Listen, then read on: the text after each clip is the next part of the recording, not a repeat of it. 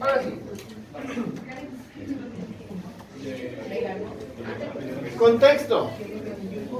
Nosotros habíamos visto cómo el zar Nicolás II, como una manera de apaciguar las inconformidades que se estaban documentando en 1905, crea las dumas, las modifica hasta que estas dumas ya son a modo y entonces el gobierno sin problema, hay una ilusión de que la gente participa. Pero en 1914, con la entrada en la Primera Guerra Mundial, las cosas se vuelven a complicar. Y también hay que señalar que el zar Nicolás II había cometido error tras error tras error en su corta administración. Tuvo como un error hacerle la guerra a Japón. Sí.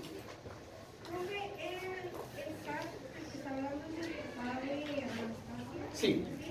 Que de hecho lo que le pasa a la familia Romanov lo vemos en la clase del día miércoles. Sí, vamos a retomar esa historia.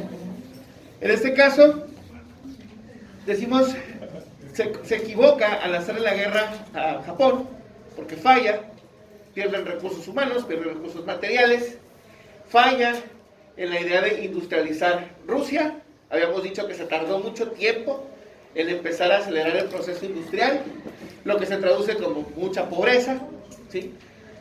Se equivoca al haber reprimido estas manifestaciones pacíficas con el uso de la violencia, y se equivoca al meterse en la Primera Guerra Mundial sin tener los medios para sostenerla a largo plazo.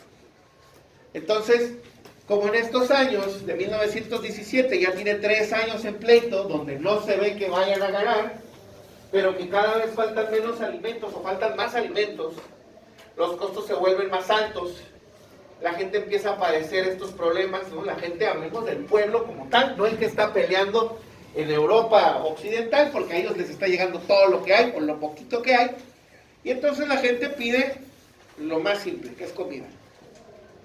En ese contexto es cuando se dan estas manifestaciones, que son las de la huelga de Putilov y las del Día de la Mujer.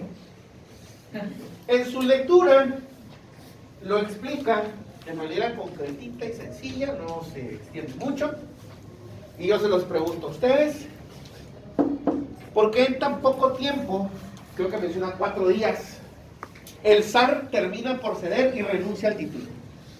Porque los, ¿cómo se le llaman? Cosacos simpatizaron con las personas y por eso terminaron apoyándolos.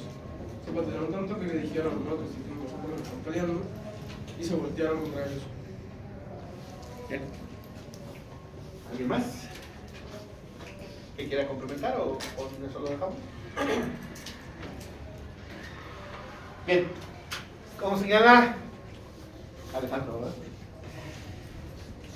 El apoyo en el que descansaba esa autocracia zarista era en el ejército, porque los había usado para reprimir a los primeros manifestantes de 1905. Pero si miembros del ejército se están pasando con los manifestantes, porque es gente que está harta de estar en un frente donde no ganan nada y donde cada día les toca ver cómo se mueren sus compañeros en condiciones inhumanas, pues ahora que están del lado de los manifestantes, no tienes cómo frenarlos. Y entonces, lo más obvio, o lo más lógico es que renuncies, antes de que venga un golpe de estado en tu contra. Por eso el 2 de marzo, el zar Nicolás II abdica al trono de Rusia y deja a su hermano Mikhail Romanov, que en los libros le ponen Michael, ¿no? Ya sabemos por qué. Entonces les decía, deja a su hermano, pero ahí es donde le queda claro que el pleito no es con él nada más, sino el problema es con el modelo de gobierno, es hacia el sistema. Porque en esta autocracia zarista, el capital o las ideas burguesas son las que están haciendo que el trabajador vaya a combatir a Europa Occidental o que se muera de hambre si se queda en Rusia. Entonces el problema es el gobierno completo. Ya que se dieron cuenta de eso, se tuvieron que hacer a un lado, y entonces viene un vacío de poder en Rusia. Y esta es pregunta para ustedes. ¿Qué ocurre en una sociedad donde existe un vacío de poder? ¿Por qué? Desarrollen el porque no haya unido, no haya quien seguir, entonces todos quieren imponer su voluntad, entonces es, vamos a hacer esto, sí, no, mejor el otro, entonces se vuelve un caos, todos contra todos. Muy bien. Donde existe un vacío de poder, impera la anarquía.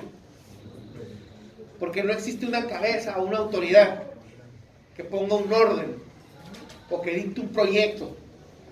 Y entonces van a empezar a brotar distintas facciones que van a aprovechar para hacerse de ese poder. Y la única forma de hacerlo posible es con la violencia. Sí. Sí. La anarquía, hablamos de una filosofía que dice que no debería de existir una autoridad, que un gobierno como tal es un error, que lo que debe de imperar es que la gente se coordine sola de manera espontánea, que nadie dicte qué hacer, que no tengan reglas o lineamientos. ¿Liberalismo? No, el liberalismo es un gobierno establecido donde hay una burocracia, donde hay una cabeza, donde hay instituciones, pero en la anarquía no hay nada de eso. Solo hay gente que vive en un lugar y que entre ellos se coordinan, pero no hay como que una limitante. Por eso cuando hablamos de anarquía siempre lo relacionamos con cosas caóticas, con violencia, delincuencia, entre otras cosas, porque pues no hay una autoridad realmente, ¿no? Sí. Como lo contrario a la monarquía, que es de monarca, que es de rey, que es un rey. En el caso de la monarquía se refiere al gobierno de un rey, pero la anarquía es como la ausencia de gobierno, como la ausencia de una autoridad. Sí, en la monarquía, el monarca, que es la autoridad, es el rey, ¿no? Es como si todos fueran una autoridad, por eso cada quien hace lo que quiera. No, porque tampoco se asumen como que ellos son la autoridad, se asumen como individuos que se mueven en una sociedad espontánea y que, a como se les da a entender, actúan.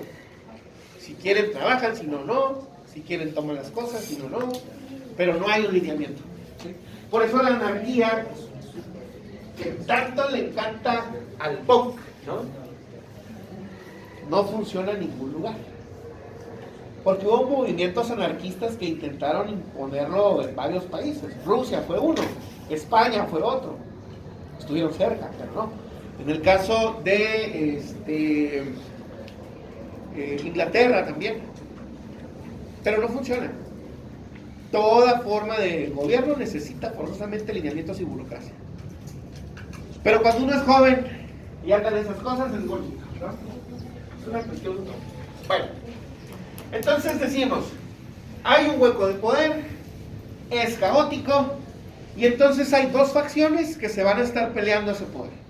Una, la encabeza la Duma, que estos se asumían como los legítimos sucesores del zar porque esta institución existía y porque estaba cercana al poder, y la Duma, hay que recordar que estaba conformada por clases altas, la gente de dinero. Sí. La Duma era la que se suponía que era para la voz del pueblo. Exactamente, pero que terminaron siendo la voz de los ricos. Entonces ellos quisieron acaparar ese poder con esa justificación. Mientras que los soviets, que son los consejos o las asambleas de obreros y campesinos, estaban a favor de ellos tomar el poder porque era la única oportunidad que iban a tener de hacerse de ese poder y cambiar todo el sistema. Podemos entenderlo como en el caso mexicano, si lo queremos ver así, como los conservadores y los liberales, por llamarlo de una forma. ¿Hasta aquí vamos bien? Ahora, sí. ¿Realmente a qué se refiere con soviet? El soviet es la palabra que se le da a la asamblea de obreros. Así como la Duma es una asamblea que aconseja al zar, o una asamblea que representa a la población, el soviet representa nada más a los trabajadores y después al campesinado. Sí. ¿Vale? Y el territorio sale ahí. Así es. Porque la idea del soviet se empezó a extender más allá de Rusia. Eran pobres, ¿Mande? ellos eran pobres. Si lo vemos desde el punto de vista capitalista, sí. Eran los que estaban padeciendo esas condiciones de pobreza. Ahora, ¿cuáles son los grupos políticos como tal que están en uno y otro? Tenemos a los cadetes, que ellos son demócratas constitucionales. ¿Qué significa eso? Que ellos están a favor de una monarquía constitucional, donde exista una constitución que limite al zar pero que también le permita a la gente participar en esos asambleas o en esos consejos. Pero sigue siendo un grupo conservador y sus integrantes en su totalidad es gente de dinero. Es el PAN, pues, ¿no? Dentro de eso también tenemos a los mencheviques, que ellos son esta división más conservadora del Partido Obrero Socialdemócrata Ruso que vimos la clase pasada, que ellos están a favor de que el capitalismo se imponga en Rusia como tal, pero están conscientes que la única forma de que el capitalismo llegue ahí es con una alianza con la burguesía, con el que tiene el dinero. Si te alías con el obrero no vas a hacer nada, ese no tiene que quedarse muerto, pero tienes que trabajar en conjunto con quien sí tiene esos medios. Y ya después, si te acuerdas o te da la gana, entonces ya haces toda tu reforma socialista utópica, ¿no? Pero mientras, es dinero lo que se busca. Estos dos grupos son los que integran la Duma. De aquí por abajo, los bolcheviques, esta otra división más radical, encabezada por Lenin, que dicen que la única forma de cambiar el sistema y de cambiarle la vida al trabajador es por medio de la revolución armada. Y hay que matar gente para que eso sea posible. Yo sé que a Lenin lo tenemos idealizado como este excelente orador, pero estaba a favor del asesinato y la rebelión, porque era la única forma de hacerse de ese poder. Sus oponentes lo hacían porque ellos no. Y después se encontrará en Stalin uno de estos hombres que lo van a titubear en masacrar gente, ¿no? Pero eso ya es otra cosa. Y el proyecto que ellos buscan es más el estilo del socialismo, que es lo que decíamos hace un momento. En el socialismo científico lo llaman algunos, porque esto es marxismo, su máximo nivel, es que sean los campesinos y los obreros los dueños, o sean los dueños de esos medios de producción, coordinados por el Estado, para que de las ganancias que den esos medios de producción, la riqueza se distribuya de manera equitativa y tengan una sociedad sin clases, donde todos tengan lo suficiente, donde tengan tiempo para educarse, tiempo para trabajar y tiempo para recrearse. Esta maravilla utópica que no existe de las 8, 8 y 8, ¿no? Y por último tenemos la sección o la facción socialdemócrata, que son los campesinos. Ellos están buscando que se acabe la propiedad privada, que se estén repartiendo las tierras, así como aquí lo hicieron en los tiempos de Cárdenas, que se le dé la tierra a los campesinos por medio de ejidos. Pero la facción socialdemócrata es terrorista. Ellos, para poder hacer cumplir sus exigencias, van a recurrir a esas prácticas de secuestro, de atentados, entre otras cosas más. Son más radicales todavía. Y estos son los que integran los soviets. Adelante. Los soviets. Esta facción que está acá. Los dos últimos son los soviets. Los dos últimos están en los soviets, los dos primeros están con la Duma. Sí. Ahora bien, estamos hablando de estas teorías políticas que, les decía yo al principio, suenan muy bonitas en papel, ¿no? Pero ahora, la gente, el pueblo de a pie, ¿realmente entiende eso? Y sí lo precisaba en su lectura. ¿El pueblo realmente entiende todo este asunto? No. ¿O por qué se mueve ahí? Si su respuesta sí es no, argumento que sí, ¿por qué no?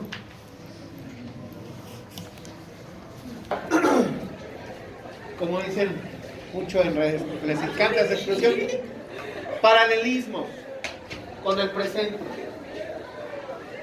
¿Las personas realmente entienden la política? No, es lo mismo.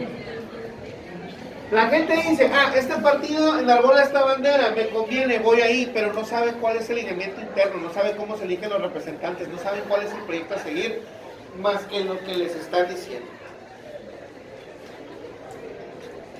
¿Suena como qué? Vaya. Sí. También por eso ganó Morena en muchos estados, ¿no? Porque, ganó Morena por AMLO, pero pues todos votaban por Morena pensando que los que iban a gobernar eran de como AMLO en los estados. Pero pues ahorita pues Marina del Pilar se nos pone sorpresa, ¿no? Que resulta que siempre no. Pero no,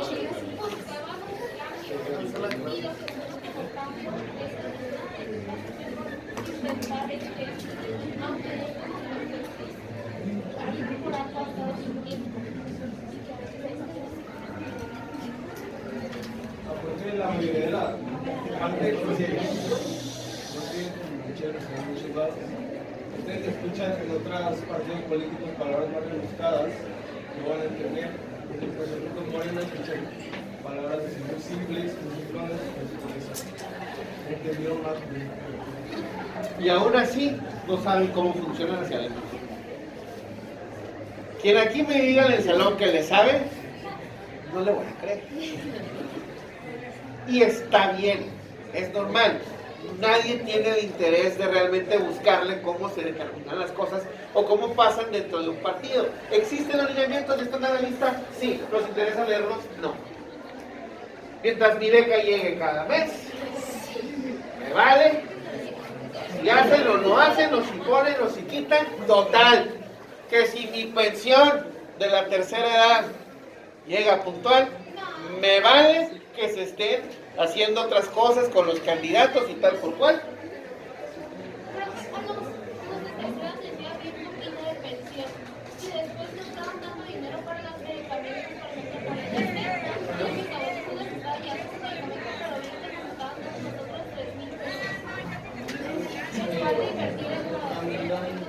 Ahora, ¿entendemos el por qué se hizo?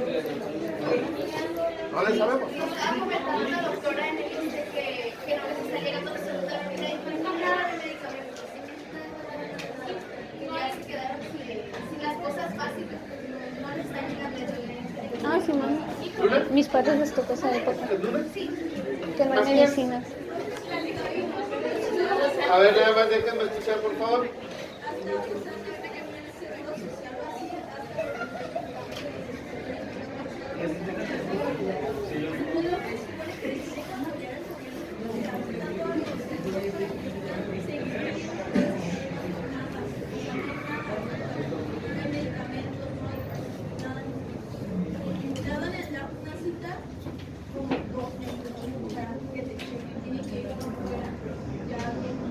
Y ahí es donde uno tiene que empezar a buscarle y empezar a cuestionar.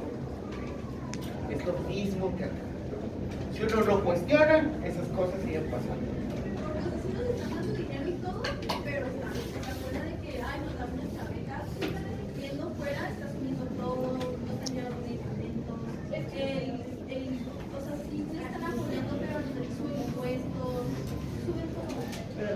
Voy a aclarar nada más aquí, esté quien esté, porque yo no tengo partido, no es así como que hay tintes políticos, no, estamos haciendo una observación general. Fue primero ayer y luego. Pero bueno, vamos a retomar el hilo de la sesión, si no nos va a alcanzar el tiempo. Entonces, perdón, la tenía usted pendiente. Perdón, mil disculpas, no te vio.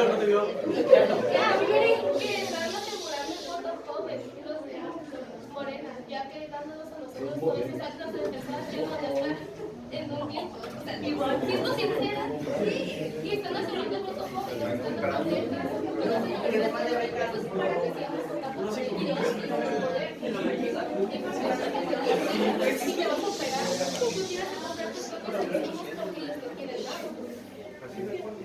Tengo los boletines, nada más ahí quedó la lista. Porque están descontinuando muchos medicamentos. Porque, por ejemplo, los medicamentos que toma mi mamá, los publicados por todos lados, en todas las farmacias, y ya están descontinuados y es un medicamento. Y de hecho están descontinuados los medicamentos más fuertes y los que son para trastornos de la cabeza.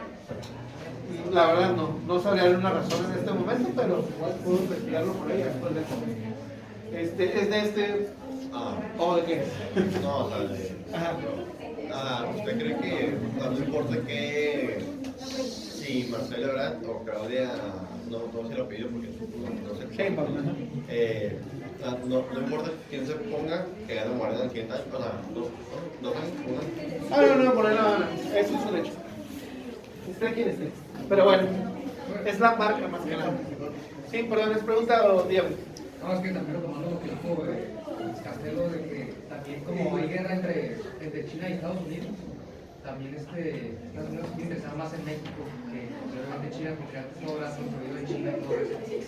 Y ahora, en vez de ser hecho en China, va a ser hecho en Tijuana. Digo, en China. Ay, güey. Sí, no, la idea también va por ahí. Pero es un tema del pleito que hay entre China y Estados Unidos. Bueno, pasando acá, para poder cerrar en el tiempo que nos queda, vamos a tener que en marzo hay un gobierno de cadetes, que es esta facción, hacen una constitución que va atendiendo algunos problemas sociales para tratar de volver a calmar las cosas, no da resultado. Al mes siguiente, Lenin regresa de su exilio en Suiza, pronuncia este discurso o este escrito llamado las tesis de abril, en donde él comenta que la única manera de que esto sea posible es que el obrero haga su parte, tiene que empezar a militar, y la otra es que no va a haber otro país en el mundo que logre implementar el socialismo más que Rusia, porque esa es la oportunidad que nadie ha logrado tener o que nadie ha logrado concretar. Por eso tienen que moverse con todo lo que tengan para poder implementar el socialismo e influenciar a algunas otras naciones vecinas. ¿Sí? Para mayo de ese mismo año, todo esto es 1917, se va a volver a tener un gobierno conservador, dirigido por Alexander Kerensky. Aquí vamos a tener presencia menchevique. Ellos van a tratar de resolver las crisis, no resuelven ninguna, sigue faltando comida, sigue faltando trabajo y siguen metidos en la Primera Guerra Mundial. De ahí que uno de los lemas que va a pronunciar Lenin a las masas es paz, pan y tierra. ¿Qué es lo que van a conseguir ellos? Uno, salirse de la Primera Guerra Mundial para que el soldado pueda regresar, garantizarle el alimento al trabajador de la fábrica y al campesino expropiar las tierras para que las puedan trabajar. Y ahí está incluyendo esos tres sectores importantes para su revolución. Por eso, al mes siguiente, a Lenin lo vuelven a perseguir y se tiene que exiliar otra vez. Buenas propuestas, nada más que hay un detalle minúsculo. Él habla de la dictadura del proletariado. Y cuando algo le metemos la palabra dictadura, no va a acabar bien. ¿Sí? Sí.